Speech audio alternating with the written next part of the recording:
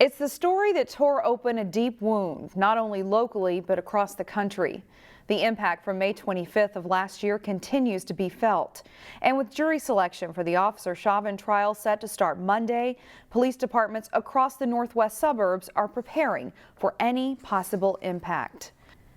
You'll recall the story. Derek Chauvin, the former Minneapolis officer, is accused of killing George Floyd during an arrest. 3 other officers were also at the scene, and they are scheduled to go on trial in August. The outcome of the trials has local communities on edge. Today, reporter Sonia Goins shows us what's being done here in the Northwest Metro to keep the peace.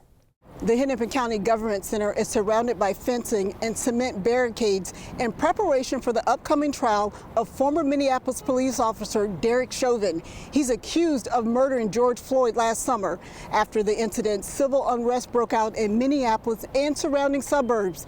Now, Brooklyn Center and Crystal Police Departments are beefing up security. Since the death of George Floyd at the hands of Minneapolis police officers, no justice, no peace. We've been sitting down for too long. Black lives, they matter. Black lives, they matter. George Floyd. People from all walks of life are calling for racial justice and police reform. The case created a firestorm in Minneapolis, No justice, no peace. as well as the northwest suburbs. Hands up! Don't shoot. Young people took to the streets in Brooklyn Park. And in Golden Valley, they rallied on a pedestrian bridge. George Floyd. George Floyd. And they raised their voices in Maple Grove, Plymouth, and Robbinsdale. Black lives, they matter here. While most of the protests were peaceful, rioting and looting took place in some cities.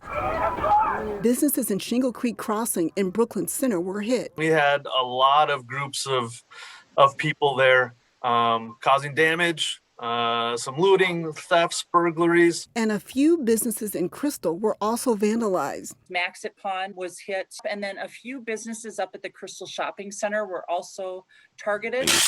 Law enforcement agencies want to avoid a repeat of the reckless behavior. Right now, we have no known credible threats as far as any protests, any looting, any vandalism. Both Brooklyn Center and Crystal Police Departments are increasing officer presence within their communities during the trial and afterwards. They aren't able to take any time off during a certain amount of weeks, making sure that we add additional staff to our road. They also have some mutual aid agreements in place with neighboring cities to help ensure they have backup if needed. We're sharing information really, really well, so we'll all be on the same page here moving forward. Officials are also reaching out to local businesses, asking them to be vigilant and mindful of what happened before. The biggest thing for both homeowners and businesses is to make sure that you have lighting that is working and works properly around your business or your home. Making sure that if you do have cameras in your business or your home, that they're functional and work properly. Local police say they want to make sure everyone feels safe